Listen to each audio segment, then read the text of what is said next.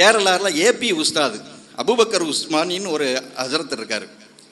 ஏமன்ல ஒரு சிறை கைதி, தூக்கு தண்டனை கைதி நிமிஷா பிரியான்னு ஒரு பெண்மணி, கிறிஸ்தவ பெண், ஒரு கொலை வழக்கில் மாட்டிடுறாங்க.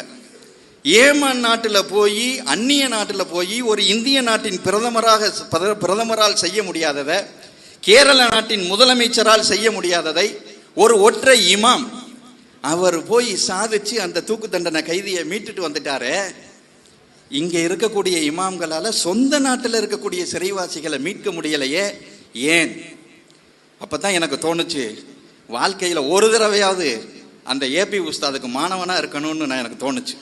1000 முறை அவர்களுடைய கைகளை முத்தமிட்டாலும் என் ஆதங்கம் தீராது அப்படின்னு தோணுச்சு. இருந்தால் அப்படிப்பட்ட ஒரு உஸ்தாதிட்ட நான் மண்டியிட்டு கல்வி கற்கணும் அப்படின்னு தோணுச்சு.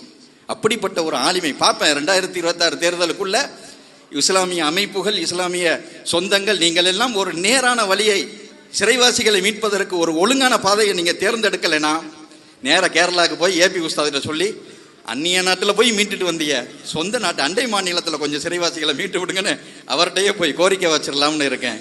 நன்றி, வாழ்த்துக்கள்.